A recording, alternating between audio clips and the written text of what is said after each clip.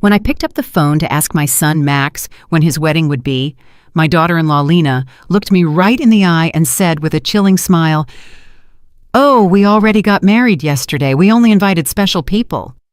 The words hit me like a bucket of ice water. Special people.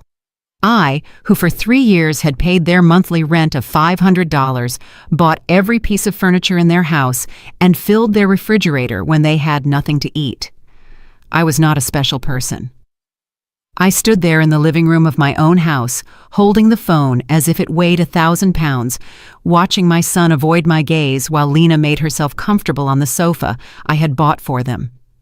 The pale pink dress I had picked out for her wedding hung uselessly in my closet, along with the new shoes and the illusion of being part of the most important day of my only son's life. I had spent $200 on that dress, thinking about how nice I would look in Max's wedding photos in which I would never appear. For weeks, I had planned every detail. I had put money aside to give them $1,000 as a wedding gift. I had called my sister Diana in Chicago to tell her the good news. I had cleaned my house from top to bottom, thinking they might come celebrate with me after the ceremony. All of that collapsed in a second with those 4 poisoned words, "Only special people." Max finally lifted his gaze and said in a rehearsed-sounding voice, "Mom, it was an intimate thing, very small, just the 2 of us, and the witnesses." But I knew it was a lie. I saw the photos on social media. I saw Lena's parents proudly posing next to the bride and groom.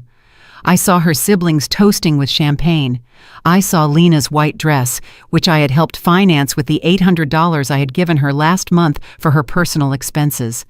I saw everything I wasn't supposed to see. A week later, exactly 7 days after that humiliation, Lena called me with a completely different voice. She was no longer the confident woman who had excluded me from her wedding. Now she sounded desperate, almost pleading. "Renate, the rent is overdue. The landlord is pressuring us and says if we don't pay this week, he will kick us out. You forgot to make the transfer." Her voice trembled slightly, as if the world were ending. I was silent for a few seconds, remembering all the times I had run to the bank to make that transfer. All the times I had canceled my own plans to make sure they had a roof over their heads. All the times I had eaten beans and rice so I could give them money for their desires. And now, after they had excluded me from the most important moment of their lives, they had the audacity to call me as if nothing had happened. "Lena," I said with a calm that surprised even me, "didn't I warn you that I only help special people?" The silence on the other end of the line was so deep that I could hear my own heart beating. For the first time in years, it was not I who was trembling, but her. "Renate, I don't understand," she stammered. "We were always special to you. You're like a second mom to me." Lies. All lies. Wrapped in that sweet voice she only used when she needed something. The same voice she had used to ask me for money for the wedding dress, for the honeymoon, for the rings, which I had helped finance without knowing I would never see the ceremony where they were exchanged. For so many years, I had this constant feeling of walking on eggshells, weighing every word, every gesture, every gift, hoping to get a crumb of affection from my own son. I was the perfect mother, the obliging mother-in-law, the silent provider who never protested when they treated me like I was invisible. But that phrase, "only special people," awakened something in me that had been dormant for far too long. I had calculated in my head how much money I had spent on them in those 3 years. Between rent, food, gifts, emergencies, and whims, it was over $20,000. $20,000 I had taken from my retirement, from my savings, from the money my late husband had left, so I could live my last years in peace. And what was all that for? To be treated like a stranger on my own son's wedding day. That night after I hung up, I sat on my bed and cried. But they weren't tears of sadness. They were tears of anger, of accumulated frustration, of years of silently endured humiliation. I cried for all the times they made me feel that my love was a burden, my presence a hindrance, my money the only thing I had to offer. I cried for the foolish mother I had been, for the woman who had lost herself trying to be indispensable to those who considered her dispensable. When I woke up the next morning, something inside me had changed. It was not just the pain of betrayal, it was something deeper, colder. I stood up and looked at myself in the bathroom mirror. The same tired eyes as always, the same wrinkles that told stories of years of giving love without getting it back. But there was something else in my gaze, a hardness I didn't recognize, a determination that had been buried under years of compliance. I went to the kitchen and made coffee, as I had every morning for 40 years, but this time I didn't think about calling Max to ask how he had slept. I didn't check my phone in anticipation of a message from him apologizing for the previous day's humiliation. For the first time in a long time, I was my own first concern of the day. I sat at the table where I had so often planned surprises for them, counted bills for their expenses, and cried silently when they treated me with indifference. Now, this table would be a witness to something completely different. I took out my checkbook, my bank statements, and started to do the math. I wanted to see, in exact numbers, the extent of my own foolishness. Monthly rent of $500 multiplied by 36 months was $18,000. Food and supplies, approximately $200 a month, was another $7,200. Birthday gifts, Christmas gifts, anniversary gifts, at least $3,000. Lena's medical emergencies, $800. The car loan they never paid me back, $2,500. The air conditioner repair in their apartment, $600. The living room furniture, $1,200, $33,400. That was the exact sum of my generosity. $33,400 I had wasted from my husband's inheritance, from my pension, from the savings I had put aside penny by penny for decades of honest work. All that money thrown out the window to keep two adults comfortable who couldn't even pretend to respect me. The phone rang, and I saw Max's name on the screen. Normally, my heart would have pounded as I ran to answer, hoping he would finally apologize and explain that everything had been a misunderstanding. But this time, I let it ring once, twice, 3 times. Finally, it fell silent, and I continued drinking my coffee as if nothing had happened. 10 minutes later, it rang again. This time, it was Lena. I let it ring too. Then a text came from Max. "Mom, please answer. We need to talk." I deleted the message without replying. At 2 o'clock in the afternoon, I decided to go for a walk. I hadn't done that in months without a specific purpose, without an errand related to them. It was always the bank for transfers, the supermarket to buy them something they needed, the pharmacy for Lena's medications. Today, I went for a walk just because I wanted to. I walked past the park where I had often taken Max as a child. I remembered that sweet boy who hugged me tight and said I was the best mom in the world. When had he become this man who treated me like an ATM with feelings? When did I start confusing love with money? When did I start to believe I had to buy my own son's affection? At the bank where I had so often made automatic transfers, I stopped in front of the door. The branch manager, Mr. Klein, saw me through the glass and waved. I had known him for years. He had processed every one of my transfers to Max and Lena. He had watched my account drain month after month to fill theirs. I went inside and walked directly to his office. "Mr. Klein," I told him, "I need to cancel the automatic transfers I have programmed." He looked at me, surprised. For 3 years, these transfers had been as regular as the sunrise. "Are you sure, Mrs. Richter? Did something happen?" His concern was genuine, more genuine than any interest Max had shown in me in recent months. "What happened is that I finally opened my eyes," I replied. "I want to cancel everything, and I also want information on how to protect my accounts. I don't want anyone else to have access to my money." While Mr. Klein processed the cancellations, my phone didn't stop ringing. Max, Lena, Max again. It was as if they had developed radar to detect when their source of income was in danger. I turned the phone off completely. "Mrs. Richter," Mr. Klein said as he handed me the papers. "I apologize for intruding, but in all these years, I have seen you be very generous with your family. I hope you are not being pressured to make these changes." His words touched me deeply. This man, who barely knew me beyond bank transactions, showed more genuine concern for my well-being than my own son. "I'm not being pressured, Mr. Klein. On the contrary, I have finally stopped pressuring myself." When I left the bank, I felt strangely light, as if I had left an enormous burden in that office. For the first time in years, my money was entirely mine. I had no financial obligations to people who saw me as a resource instead of a person. I went home and thought about all the things I hadn't done to please Max and Lena, the trips I hadn't taken to save money for them, the friends I no longer saw because I was always available for their emergencies, the hobbies I had given up because every dollar I spent on myself was $1 less for their needs. When I got home, I found 3 cars parked in front of my door, Max's, Lena's, and one I didn't recognize. I could see movement inside my house through the windows. My blood ran cold. They had keys. I had given them keys because I trusted them, because I thought they would one day take care of me just as I had taken care of them. I took a deep breath before opening the door. It was time for the first real confrontation of my new life. I opened the door to my house and saw a scene I will never forget. Max was sitting on my sofa with his head in his hands. Lena was pacing back and forth like a caged animal, and an older man I didn't know was going through papers on my dining table. My papers, my personal documents. "What is happening here?" I asked in a voice that sounded louder than I expected. All 3 of them looked at me as if I were the intruder in my own house. Lena was the first to speak, and her voice had that desperate urgency I had already heard on the phone. "Renata, thank God you're here.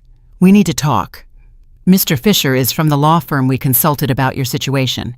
"My situation?" The question came out of my mouth with a calm that surprised me. "What situation? I'm doing perfectly fine." Max finally lifted his head and looked at me with those eyes that once belonged to an innocent child and now only reflected financial panic. "Mom, we went to the bank and they told us you canceled all the transfers. Mr. Klein explained that you also blocked our access to your accounts. We don't understand why you did that." Mr. Fisher, a man in his 50s in a gray suit and a smile that didn't inspire confidence, approached me with an outstretched hand. "Mrs. Richter, I am Dr. Fisher, a family law attorney. Your children are concerned about your mental well-being and have asked me to assess the situation." I didn't shake his hand. Instead, I went directly to my dining table and collected all my documents that he had been reviewing without my permission. "These are my private papers. You have no right to look at them without my consent." "Mom," Max interjected with that condescending voice he had perfected in recent years, "we're worried about you. Your behavior has been very strange lately. First, you financially cut us off without an explanation. Then you don't answer our calls. We think you might need professional help." Lena approached and tried to take my hand with that fake tenderness she reserved for moments when she needed something. "Renate, honey, we know you're under a lot of stress. Maybe the loneliness is affecting you more than you think. At your age, episodes of confusion are normal." The word confusion echoed in my head like an alarm bell. Now I understood why they had brought the lawyer. It wasn't about helping me. It was about declaring me mentally incompetent and taking control of my finances. The same woman who had told me they only invited special people to their wedding was now treating me like a senile old lady. "I am not confused," I said with a firmness that silenced everyone. "I am clearer than I have been in years, and you are going to leave my house right now." Mr. Fisher interjected with that professional voice lawyers use when they want to sound reasonable. "Mrs. Richter, I understand you feel overwhelmed, but your children have a right to intervene if they believe your ability to make financial decisions is impaired. They have documented several concerning behaviors." Concerning behaviors. The laugh that came from my throat was hoarse, almost cruel. Like what? Deciding that my money belongs to me? Deciding to no longer finance the lives of 2 adults who treat me like trash? Lena jumped up as if I had slapped her. "We never treated you badly. You are part of our family. Everything you have will belong to us one day anyway. We are just speeding up the process." There was the naked, unvarnished truth. Everything I had would one day belong to them.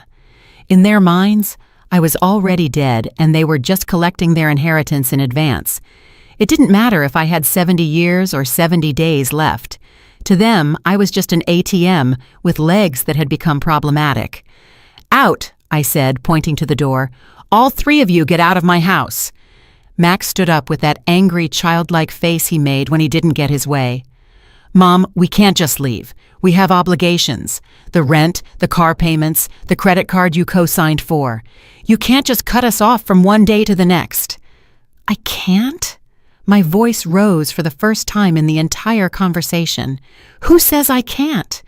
For years I have paid rent that wasn't even in my name. I filled a refrigerator in a house where I was not welcome. I financed a life that clearly had no place for me." Mr. Fisher took a folder from his briefcase and placed it on my table. "Mrs. Richter, we have prepared some documents that could facilitate this transition. A power of attorney that would allow Max and Lena to manage your finances more efficiently.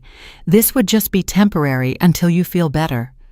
I took the folder and, without even opening it, threw it directly into the trash can. "The only transition that is going to happen here is yours to the front door."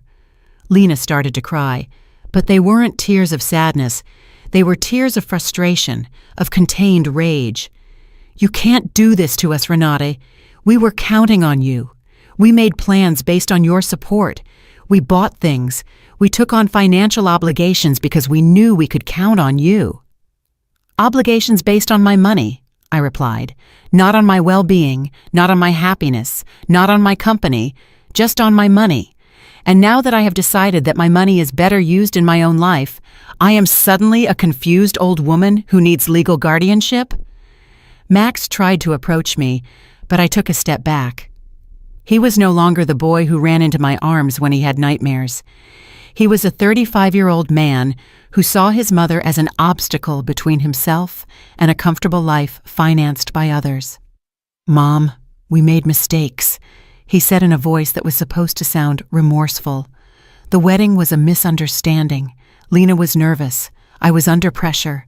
We can fix this if you just become reasonable again." Reasonable. The word tasted bitter in my mouth. Being reasonable means continuing to pay for your life while you treat me like a stranger. It means pretending it doesn't hurt to have been excluded from the most important day of my only son's life. Mr. Fisher packed his papers with the efficiency of someone who is used to having proposals rejected. "Mrs. Richter, this is not over. Your family has legal options. If you are indeed making irrational decisions due to mental health problems, a judge can determine that you need guardianship." His words were like a blow. I realized this was not just a manipulative family visit. It was a real legal threat. They wanted to declare me incompetent to manage my own affairs. "Mr. Fisher," I said, looking him directly in the eyes, "I suggest you do your research thoroughly before you threaten a 71-year-old woman who has managed her finances flawlessly for 40 years, who raised her son alone after the death of her husband, who ran a household and worked honorably until retirement, and who until last week financially supported two completely capable adults." Lena stopped crying and looked at me with a coldness that finally showed her true face. "This won't stay like this, Renate. We have rights and lawyers too." "Perfect," I replied. "Hire all the lawyers you want, with your own money, of course, because mine is no longer available to finance your legal tantrums." The three of them walked to the door with the wounded dignity of people who are not used to being told no. Before he went out, Max turned to me one last time. "Mom, this is going to end very badly for you. You're going to end up alone, with no one to take care of you when you really need it." "Max," I said with deep sadness, but also with crystalline clarity, "I am already alone. The difference is that now it's by my own choice, not by your neglect."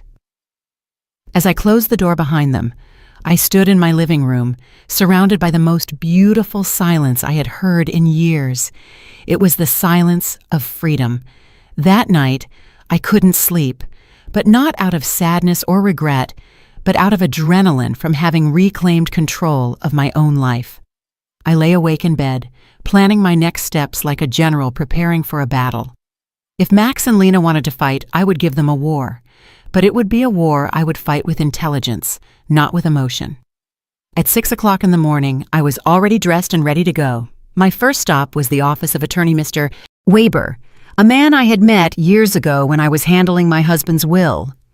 Unlike Mr. Fisher, whom Max and Lena had brought, Mr. Weber had an impeccable reputation and specialized in protecting the rights of the elderly. "Mrs. Richter," he told me as I explained the situation, "what your children tried to do yesterday is more common than you think. It's called elder financial abuse, and it's a federal crime. The fact that they entered your house without permission and reviewed your private documents also constitutes a violation." His words both calmed and worried me. They calmed me because they confirmed I wasn't crazy, that what had happened was truly abusive. They worried me because I realized the situation was more serious than I had thought. "We have to document everything," Mr. Weber continued. "Every transfer, every gift, every time they pressured you for money. We will also change your will to protect your assets from future manipulation attempts." We spent 3 hours reviewing my financial records. Mr. Weber whistled when he saw the total sum: $33,400 in 3 years. "Mrs. Richter, with this money, you could have lived comfortably, traveled, and enjoyed your retirement. Instead, you completely financed the lives of 2 adults who didn't even respect you enough to invite you to their wedding." When I left Mr. Weber's office, I had a complete plan. First, I would change all the locks on my house. Second, I would install a security system with cameras to protect myself from future surprise visits. Third, I would open a new bank account at a different bank where they had no contact. And fourth, I would start living the life I had postponed for years. My next stop was the hardware store. The owner, Mr. Summer, had known me for years because I was always buying things to fix Max and Lena's apartment. This time was different.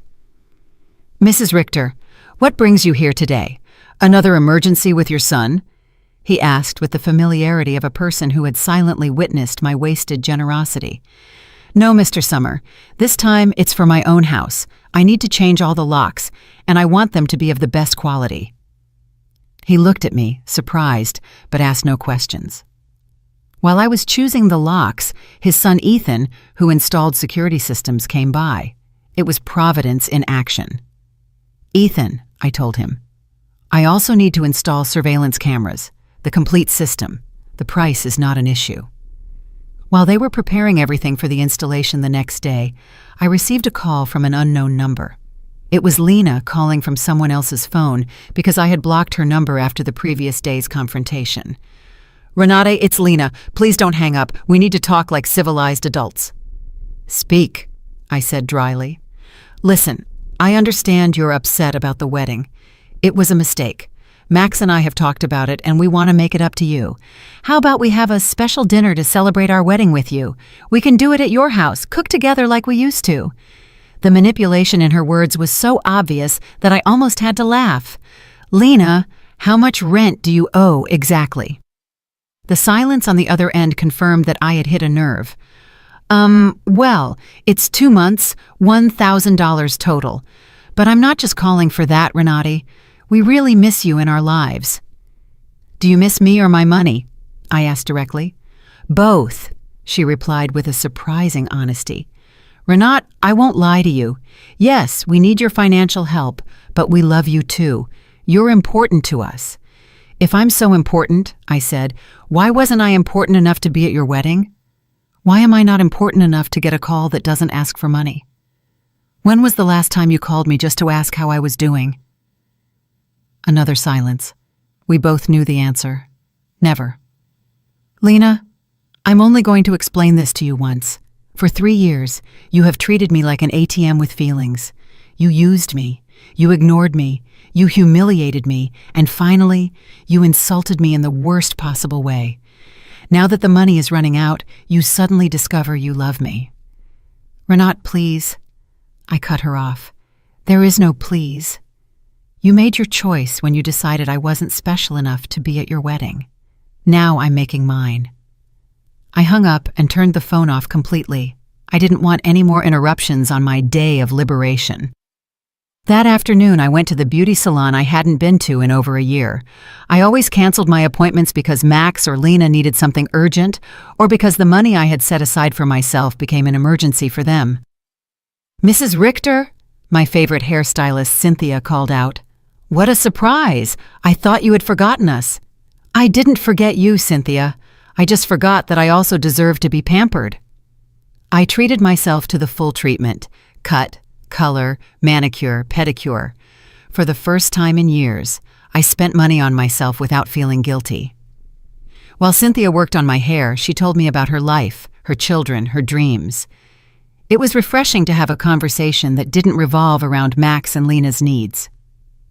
"You look beautiful, Mrs. Richter," she said when she was done. "But more than that, you look free. Did something good happen?" "Yes, Cynthia. I finally learned to say no." When I got home that afternoon, there was a car in front of my door that I didn't recognize. My heart raced for a moment, thinking Max and Lena might have come back with reinforcements. But as I got closer, I saw an older woman sitting on the steps of my porch. "Mrs. Richter?" she asked as I got out of the car. "Yes, that's me. Can I help you?" "I'm Eleanor Brooks. I live next door. We've been neighbors for years, but we've never had a chance to talk. Yesterday I heard very loud voices in your house, and I got worried. Is everything okay?" Her sincere concern touched me deeply. Here was a stranger who showed more interest in my well-being than my own son. "Come in, Mrs. Brooks. I'll make you a coffee, and I'll tell you a story you won't believe." While I was making coffee, I told her the whole situation. Eleanor listened without interrupting, nodding occasionally, and when I finished my story, her eyes were filled with tears. "Mrs. Richter," she said, "you did the right thing. I went through something similar with my daughter 5 years ago. I also thought it was my duty to finance her adult life. I also believed they wouldn't love me if I didn't give them money. What happened? I cut off the money when I realized they only called me when they needed something. At first it was terrible. They threatened me, emotionally blackmailed me, tried to make me feel guilty. But after 6 months, my daughter called to genuinely apologize. Now we have a real relationship based on love, not on money." Her words gave me hope and confirmed that I had made the right decision. "Do you think Max and Lena will understand one day?" "Maybe yes, maybe no," she answered honestly. "But that's no longer your responsibility, Mrs. Richter. Your responsibility now is to live your own life." That night, for the first time in 3 years, I went to bed without worrying about whether Max and Lena had money for rent, for food, for their whims. I went to bed thinking about myself, my plans, my future, and I slept better than I had in years. The next day, Ethan and Mr. Summer came at 8 in the morning to change the locks and install the security system. While they worked, my phone didn't stop ringing from unknown numbers.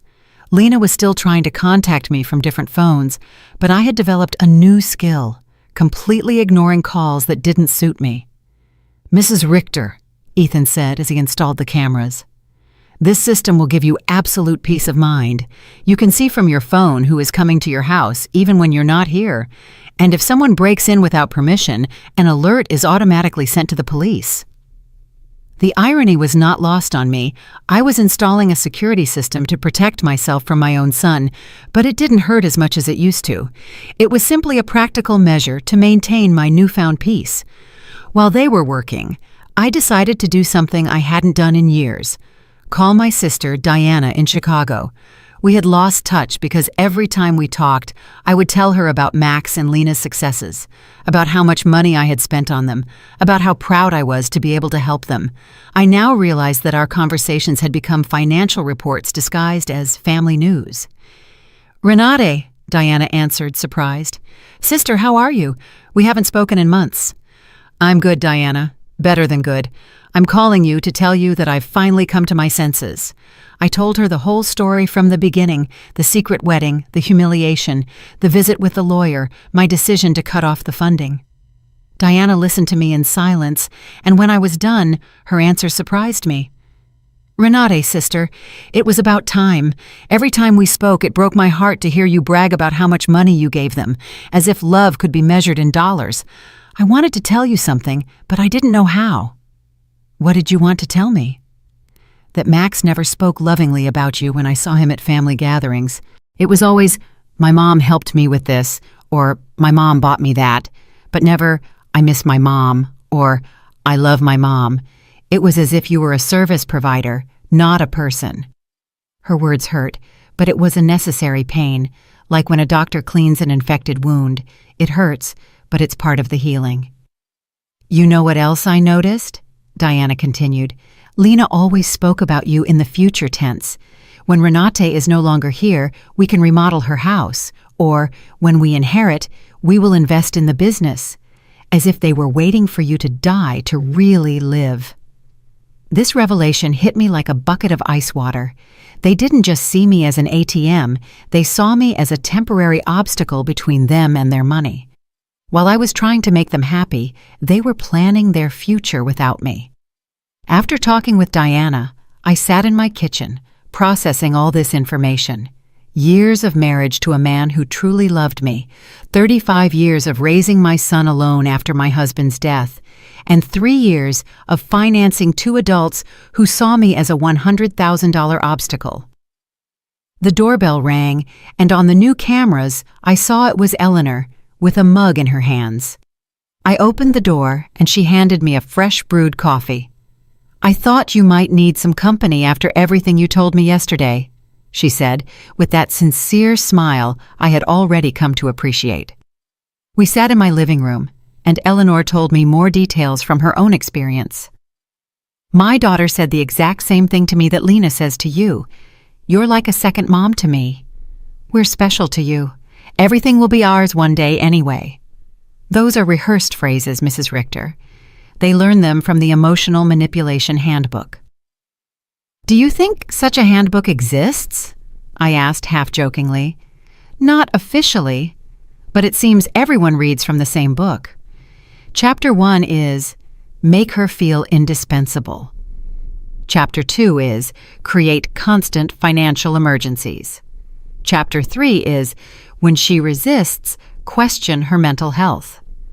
We laughed, but it was a bitter laugh. It was both funny and tragic to recognize such predictable patterns in our own children's behavior. Did you ever feel guilty for cutting off the money? I asked Eleanor. Every single day for the first 3 months, she answered honestly. But then I started to see the results. My daughter had to get a second job. Her husband stopped playing golf every weekend and started looking for extra work. They learned to live within their means, and more importantly, they learned that I was a person, not a resource. That afternoon, I decided to do something I had postponed for years: visit my husband's grave.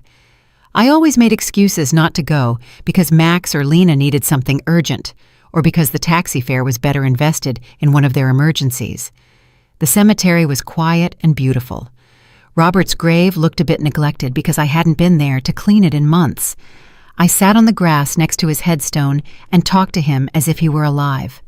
Robert, my love, I think I lost myself for a while. After you left, I put all my energy into Max. I wanted to be the best mother in the world, thinking somehow he would grow up without a father. But I think in the process, I forgot to be myself. The wind blew gently, and for a moment, I felt like he was listening to me. Our son has become someone I don't recognize. Or maybe he was always like this and I didn't want to see it. His wife is, well, you know how she is.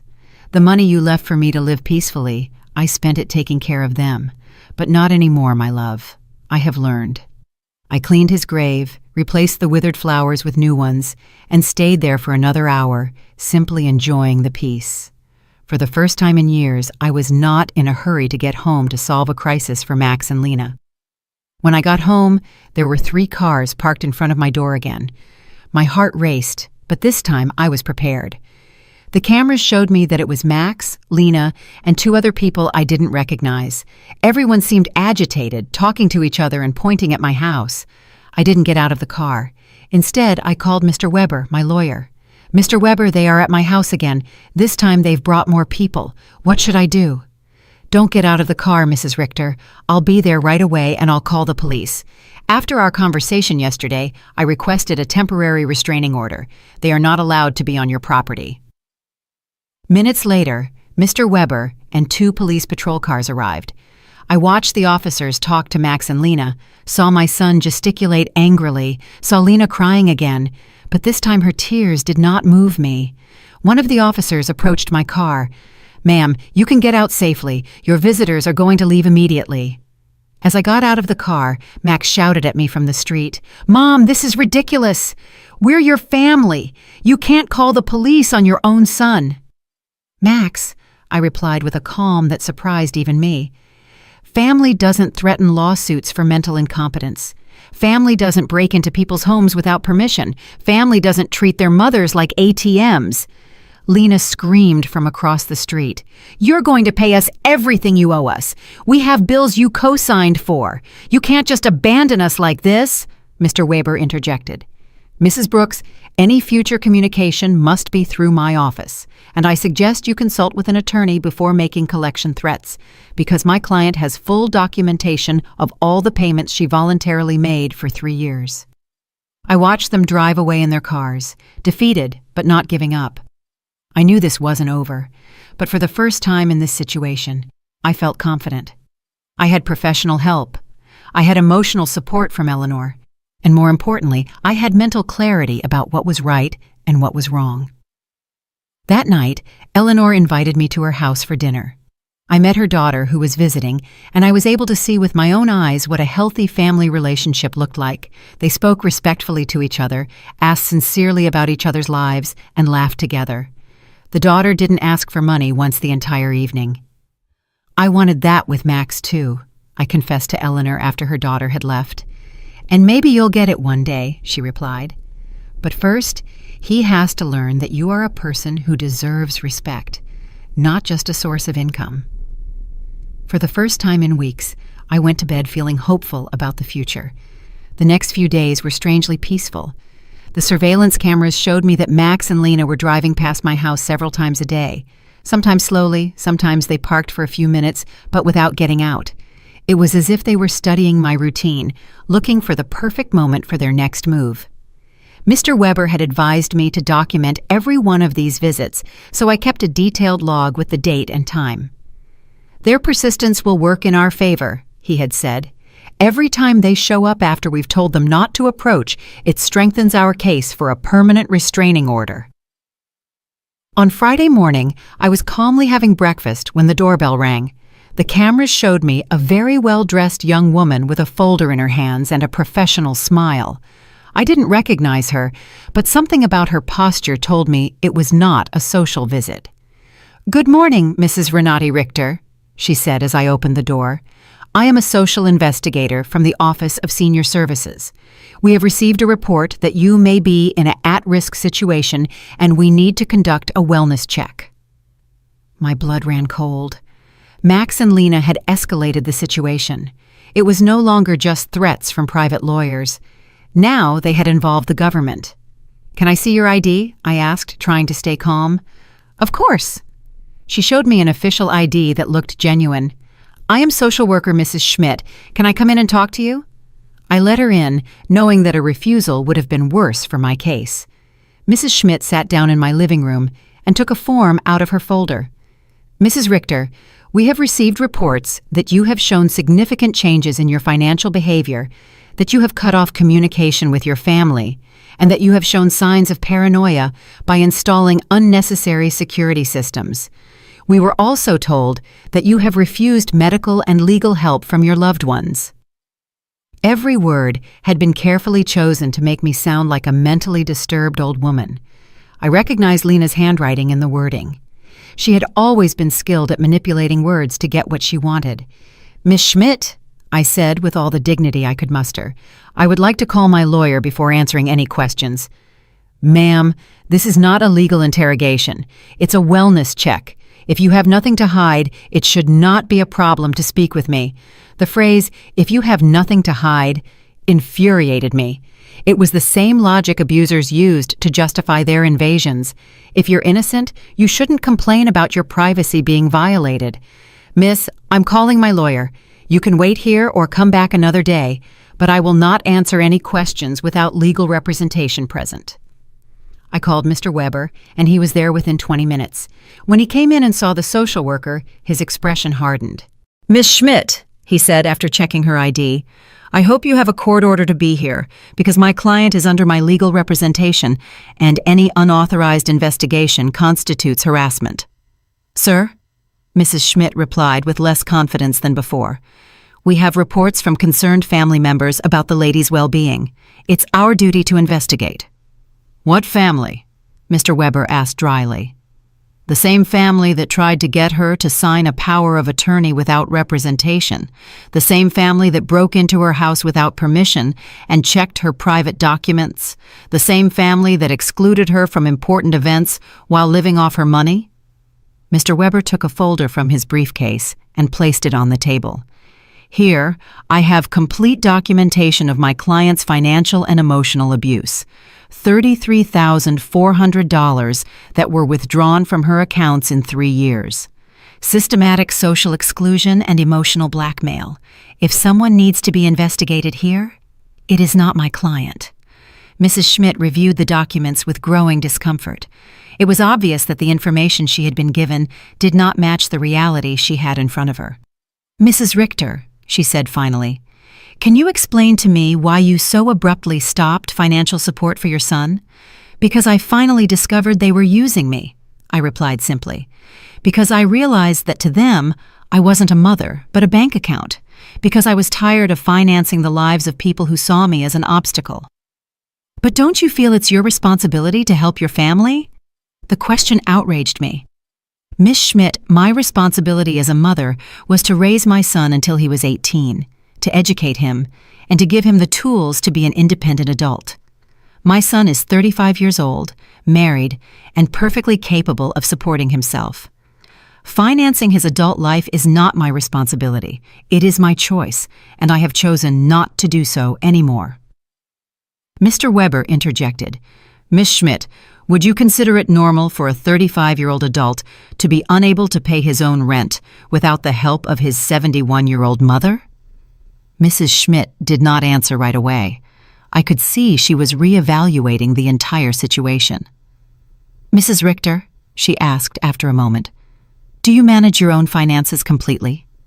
I can show you my bank statements, my investments, my tax payments. Everything is current and in order. Do you live independently? As you can see, I keep my house clean. I take care of myself physically. I drive my own car. I have healthy social relationships with my neighbors. Do you take any medication?" "Just vitamins and occasionally aspirin. I don't have any medical conditions that require medication." Mr. Weber added, "My client has just undergone extensive medical exams as part of our legal process. She is in perfect mental and physical condition." Mrs. Schmidt closed her folder and sighed. "Mrs. Richter, based on this conversation and the documentation I have reviewed, I see no indication that you are at risk or in need of intervention. I will close this case." After she left, Mr. Weber and I remained silent for a few minutes.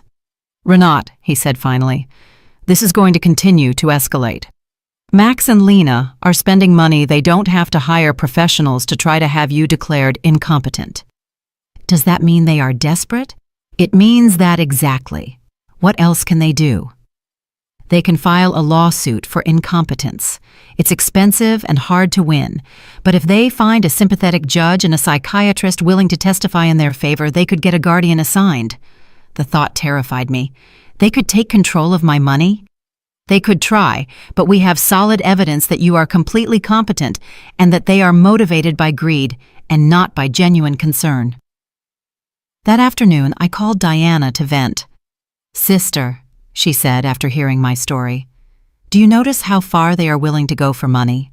They are risking family relationships, spending money on lawyers and doctors, destroying their own reputation. all to get access to your bank account again." Her words made me think. Max and Lena had completely revealed their true nature. There was no going back. There was no possibility of a genuine reconciliation. To them, I had never been a mother or a respected mother-in-law. I had always just been money on legs. This revelation, although painful, was also liberating. I no longer had to wonder if I was making the right decision. I no longer had to feel guilty for protecting myself. They had proven for themselves that my emotional and physical well-being was less important to them than my money. That evening, Eleanor came to visit with a surprise. She had invited her friends from the garden club to meet me. "Renate," she introduced me. "These are my friends Cynthia, who you already know from the salon, Maria, Carmen, and Elfrida. We have all been through similar situations with abusive family members." We spent the evening sharing stories. Maria had had to set boundaries with a brother who constantly asked her for money. Carmen had cut off her relationship with a daughter who only visited when she needed money. Elfrida had had to change her will after she found out her grandchildren considered her their retirement plan. "What hurts me the most," I confessed, "is not losing the money I gave them, but realizing that I never had the love I thought I had." "Renate," Elfrida said with the wisdom of her 80 years, "true love cannot be bought or sold. If you had to pay for it, it was never real." Her words were balm for my wounded soul. She was right. I had bought attention, not love. I had financed an illusion. "You know what I've discovered?" I said to my new friends. "That loneliness, surrounded by people who don't love you, is worse than being lonely on your own. At least now, when I am alone, I am in good company." Everyone laughed, and we toasted to our newfound wisdom. That night, after my new friends had left, I sat in my garden, thinking. The stars shone brighter than ever, or perhaps I was seeing them with clearer eyes. For the first time in my adult life, I was completely alone financially. I had no dependents, no financial obligations to anyone but myself. And instead of scaring me, this reality excited me. I could travel when I wanted. I could remodel my house. I could buy myself nice clothes. I could donate to charities that were important to me. I could invest in my own future instead of financing the present of ungrateful people. Freedom tasted like hope, and for the first time in years, I wanted to plan my future. A month after the psychiatrist's visit, I thought I had finally won the war. I had settled into a beautiful routine. I calmly had breakfast and read the newspaper. I tended to my garden, had lunch with Eleanor or one of my new friends, and in the afternoons, I devoted myself to activities I had given up for years. I had started painting again, something I was passionate about before I became Max and Lena's personal financier.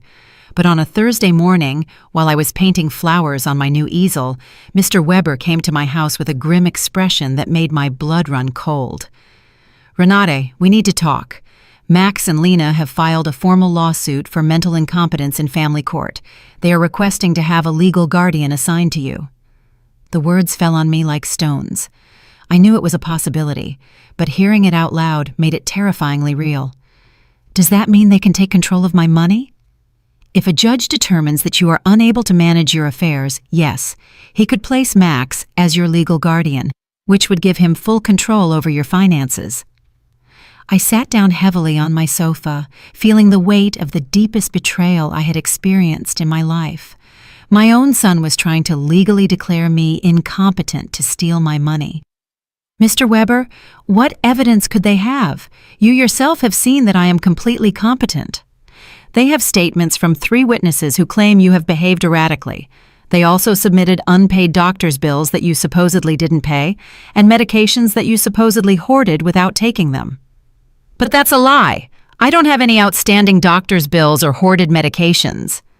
"I know, Renate, but they have fabricated convincing evidence.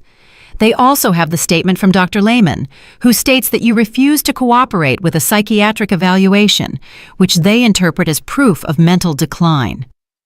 The manipulation was diabolical. They had turned my refusal to undergo an unnecessary exam into proof of a mental illness. They had used my instinct to protect myself from them as proof that I needed protection. "Who are the 3 witnesses?" Mr. Weber looked through his documents. Lena, of course, a neighbor named Mr. Davis, and someone who claims to be your pharmacist, Mr. Green. Mr. Davis was the neighbor across the street, an unpleasant man who had always had problems with me because my friends sometimes parked in front of his house. Mr. Green was indeed my pharmacist, but I didn't understand what he could have against me. "I need to talk to Mr. Green," I told Mr. Weber. "Something's not right."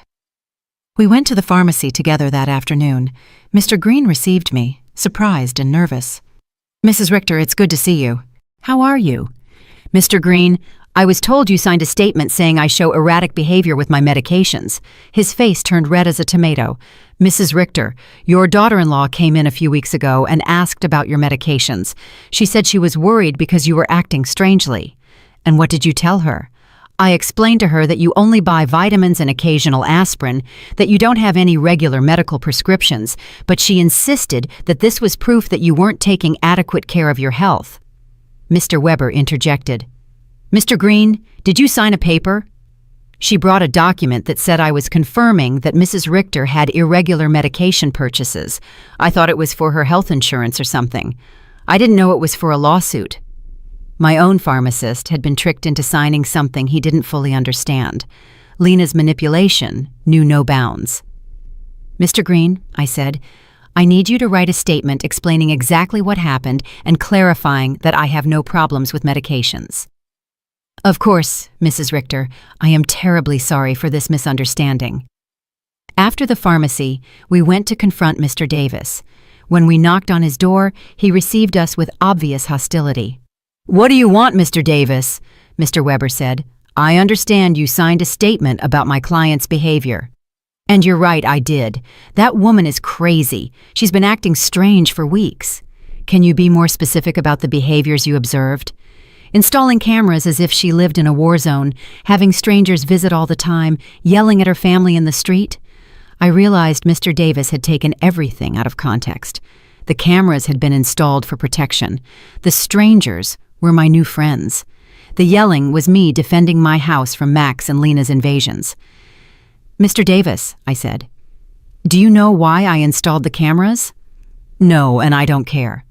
"To protect myself from my son and daughter-in-law, who broke into my house without permission and threatened me."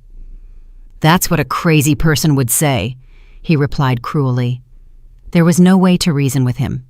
His statement was based on superficial observations, maliciously interpreted. That evening, Mr. Weber and I sat down to plan our defense. "Renate, we need our own psychiatric evaluation. I have a colleague, Dr. Moore, who is an expert in assessing mental capacity. She can officially confirm that you are completely competent." What if Max and Lena have bribed the judge? What if none of this matters because they have already decided to declare me incompetent? "Renate, the legal system is not perfect, but it's not completely corrupt either. We have solid evidence of your mental competence and their financial motivations. We are going to fight this." The next day, I went to my appointment with Dr. Moore. She was a woman in her 50s with kind but astute eyes. "Mrs. Richter, I'm going to ask you a series of questions and tests to assess your mental capacity. Take your time and answer honestly." For 2 hours, she asked me questions about my memory, my reasoning ability, my financial understanding, my emotional health. She also gave me cognitive tests and asked me to solve mathematical and logical problems. "Mrs. Richter," she said at the end, "your results are well above average for your age. You are not only mentally competent, but your cognitive function is excellent." "Doctor, why do you think my family is doing this?" "Based on what you've told me and the documents I've reviewed, this seems to be a classic case of elder financial exploitation. Unfortunately, it's more common than people think." I left the consultation feeling validated, but also sad. The professional confirmation of my mental health was a relief, but it also confirmed that the lawsuit was real and necessary. That afternoon, Eleanor organized an emergency meeting with all our friends from the garden club. When I told them about the incompetence lawsuit, everyone was outraged. "Renate," Maria said, "we will testify in your favor. We have been with you for weeks, and anyone can see that you are doing great." "Better than great," Cynthia added. You are clearer and stronger than many 40-year-old women I know." Elfrida, with her 80-year-old wisdom, took my hands. "Renate, my dear, what your children are doing is nothing new. For generations, greedy children have tried to declare their parents insane to get their money. But you have something many of these victims didn't have: documentation, legal support, and friends who can testify for you." Her words gave me hope. I was not alone in this fight. I had an army of strong women who had witnessed my transformation firsthand. "You know what the saddest thing about all this is?" I said. "That Max and Lena are willing to destroy any future possibility of reconciliation for money. Even if I were willing to forgive everything so far, there's no going back from this." "And maybe that's for the best," Cynthia replied. "At least now you know exactly who they are and you can act accordingly." That night, for the first time since this nightmare began, I really cried. Not out of sadness, but out of grief. I said my final goodbye to the son I thought I had, to the dream of a loving family, to the illusion that unconditional love was reciprocated.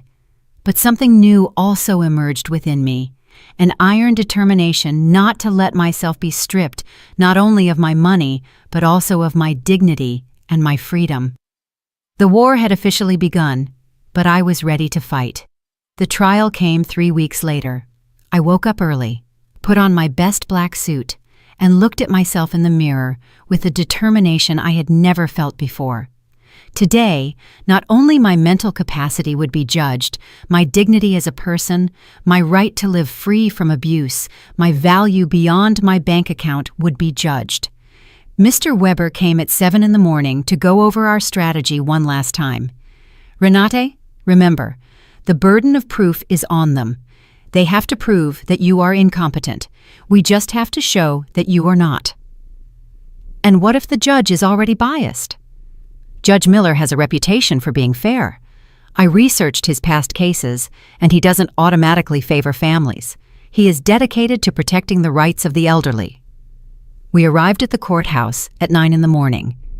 In the hallway, I saw Max in a new suit that he probably bought for the occasion, and Lena dressed in black as if she were at a funeral. Maybe it was one, the funeral of our family relationship. When our eyes met, Max avoided my gaze, but Lena held my gaze with a coldness that confirmed that for her, this was just a business transaction. Their lawyer was an older, elegant man with the kind of confidence that comes from winning similar cases before. When he began his opening statement, his strategy was clear: to portray me as a confused old woman who had been manipulated by strangers to alienate me from my loving family. "Your Honor," he said in a solemn voice, "Mrs. Renate Richter has shown a clear mental decline in recent months. She has cut off all financial support for her family without a rational explanation.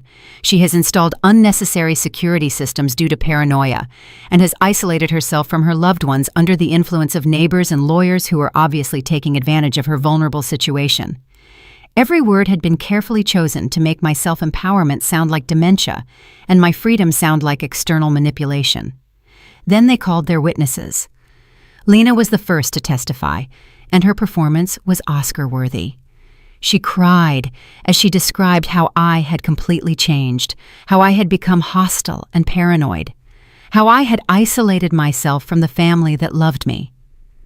"Your Honor," she said in a trembling voice, "Renate has always been like a second mom to me. Seeing her mental decline has been devastating. We just want to help her get the care she needs." Lies, wrapped in convincing tears. When Mr. Weber cross-examined her, the cracks in her story began to become visible.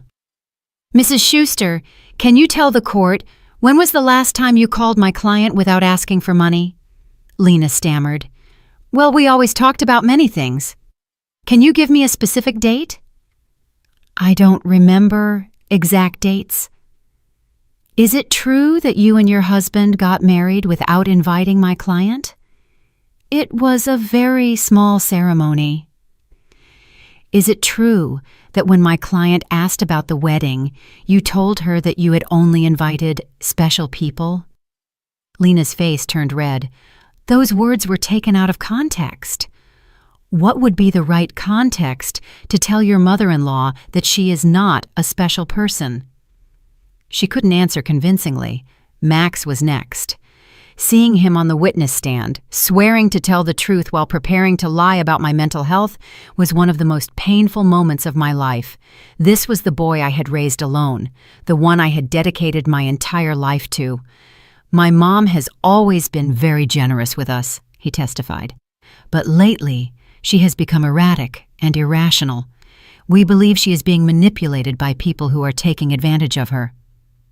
When Mr. Weber cross-examined him, the mask fell completely. Mr. Richter, how much money have you received from your mother in the last 3 years? I don't know the exact amount. Does $33,400 sound about right? Maybe. She's always been generous. And how many times have you visited your mother without asking her for money? The silence was deafening. Is it true that you and your wife broke into my client's house without permission and checked her private documents? We were worried about her. Is it true that you brought a lawyer to pressure her into signing a power of attorney? We wanted to help her manage her finances. Do you, at 35 years old, need the help of your 71-year-old mother to pay your rent? Max couldn't answer with dignity. Mr. Davis testified about my supposed erratic behaviors, but when Mr. Weber asked him for details, he admitted that he had never spoken to me directly and that all his information was based on superficial observations. Dr. Lehman testified that my refusal to undergo an evaluation was proof of mental decline. But Mr. Weber submitted the documentation of our evaluation with Dr. Moore, which completely refuted his conclusions. Then it was our turn. Mr. Weber first called Mr. Green, my pharmacist, who explained how he had been tricked into signing a statement that distorted my medication buying habits. Dr. Moore testified about my excellent mental state and presented the results of the cognitive tests, which had been flawless. Mr. Summer from the hardware store testified about my mental competence and explained that my decisions to cancel automatic transfers were completely rational and had been processed correctly. Eleanor and my friends from the garden club testified about my clarity, my newfound vitality, and my ability to maintain healthy social relationships. Finally, it was my turn to testify. I stood up with dignity and walked to the witness stand, feeling the weight of 71 years of experience, of wisdom gained through pain, of strength discovered in adversity. Mr. Weber guided me through my testimony, letting me tell my whole story. The $33,400 spent in 3 years, the humiliation of being excluded from the wedding, the constant emotional manipulation, the violation of my privacy, the legal threats. Mrs. Richter, Mr. Weber finally asked, why did you decide to stop financial support for your son and daughter-in-law? Because I finally understood that what I was getting from them was not love, I replied in a clear, loud voice. It was a commercial transaction disguised as a family relationship. My money was welcome, but I, as a person, was not. Do you regret your decision? I only regret that it took me so long to make it. Max's lawyer tried to make me appear confused during his cross-examination, but I answered every one of his questions with clarity and precision. When he tried to imply that my new friendships had manipulated me, I explained to him that for the first time in years, I had relationships based on mutual respect and not on financial interest.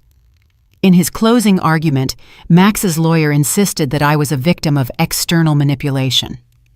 Mr. Weber's rebuttal was devastating. Your Honor, what we have seen here is not the case of an incompetent old woman, but that of a woman who has finally found the strength to free herself from years of financial and emotional abuse. The plaintiffs have presented no real medical evidence of mental incompetence. What they have presented is frustration, because their source of income has decided to exercise her legal and moral right to protect her own resources. Judge Miller retired to deliberate for 2 hours that felt like 2 years. When he came back, his expression was serious but clear.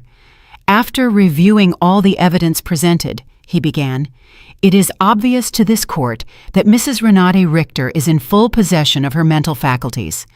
Professional psychiatric evaluations confirm her cognitive competence. Her financial decisions, as painful as they may be for her family, are completely rational and within her rights. My heart began to beat faster. Furthermore, the judge continued, the evidence suggests that this lawsuit is motivated by financial interest rather than by genuine concern for Mrs. Richter's well-being. The court completely denies the request for guardianship. I had won. I had not only won the lawsuit, but also my freedom, my dignity, my right to live free from the abuse of those who supposedly loved me. When we left the courthouse, I saw Max and Lena talking angrily with their lawyer. Lena gave me a look of pure hatred before she walked away. Max looked at me one last time, and for a second, I saw something that could have been regret, but it was already too late. That night, Eleanor organized a celebration at my house with all our friends. We toasted to justice, to freedom, to the sisterhood of strong women who support each other. Renata, Elfrida told me, today you didn't just win a trial, you won back your life. She was right. For the first time in years, the future was completely mine. I could travel, I could love, I could create. I could live without fear, without guilt, without manipulation. 3 months later, I sold my house and moved to a beautiful apartment near the city center. I donated half of my money to organizations that protect the elderly from family abuse. With the other half, I began to live the life I had always wanted. I traveled through Europe, took art classes, and joined volunteer groups. I never heard from Max and Lena again. I heard from others that they had to move to a smaller apartment and that Lena had found a job for the first time in years. Perhaps the adversity would teach them what my generosity never could, the value of honest work and independence. Some nights, when I look at the stars from my new balcony, I think about the woman I was a year ago, fearful, manipulated, believing I had to buy love. That woman is dead, and in her place, someone has been born who has understood a fundamental truth. True love never has a price, and freedom is never too expensive. My name is Renate. I am 72 years old, and I have finally learned that the most important person I have to love and protect is myself. If you liked my story, you can support me by making a donation so I can write more stories. Thank you in advance. And you, what would you do in this person's place? I would love to hear your opinion, so please share it with me in the comments. I'm always curious about what you all think. And also write me where you heard this story. For more life stories like this, like the video, and subscribe to my channel. There are many other stories waiting for you. With heartfelt greetings until next time, M.